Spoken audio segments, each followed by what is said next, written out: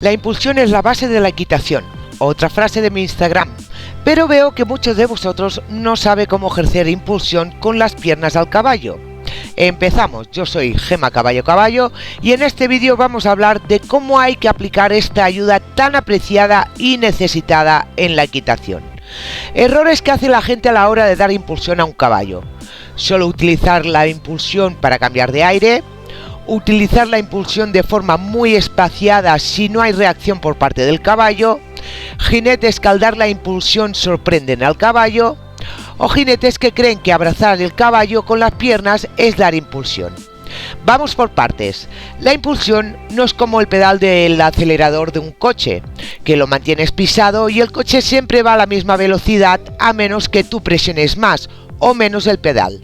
El coche es una máquina y como tal no se acostumbra a que mantengas el pedal pisado con la misma intensidad siempre. El caballo es un animal y por lo tanto sí se acostumbra a sentir siempre la misma presión y eso provoca que deje de escucharla. Cuando un caballo deja de reaccionar a la presión, tenemos un caballo sordo a las piernas o detrás de la pierna. Si no sabéis lo que es esto, os dejaré dos enlaces en los comentarios que os explica cada uno de los conceptos.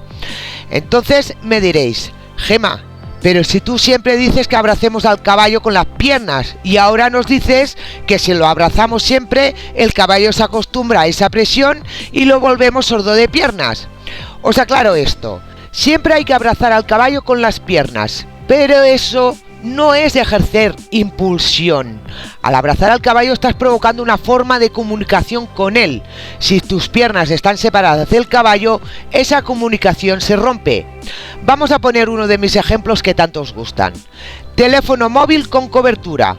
Aunque no lo utilices, siempre está disponible para recibir una llamada, un WhatsApp o notificación en cualquier momento. Esto sería abrazar con las piernas al caballo. Siempre estarán preparadas para comunicar algo cuando se necesite. Teléfono sin cobertura. Aunque te llamen o te envíen un WhatsApp o notificación, no lo vas a recibir al momento, sino cuando el teléfono esté en cobertura. Y cuando eso pase, quizás ya es demasiado tarde para lo que te tenían que comunicar. Pues cuando no abrazamos al caballo es como un teléfono sin cobertura, imposible aplicar la ayuda en el momento justo.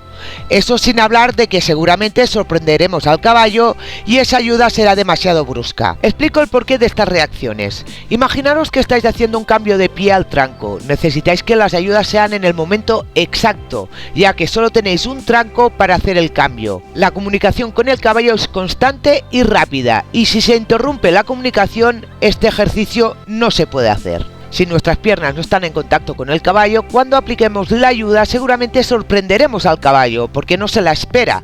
Dependiendo de qué clase de caballo sea, lo manifestará más o menos. Otro ejemplo para que lo entendáis. Tú estás con tu pareja sentada en una cena con otras personas, con tu mano encima de su muslo, y en un momento dado quieres comunicarte con tu pareja sin hablar. Ejerces un poco de presión en su muslo y ella lo sentirá enseguida.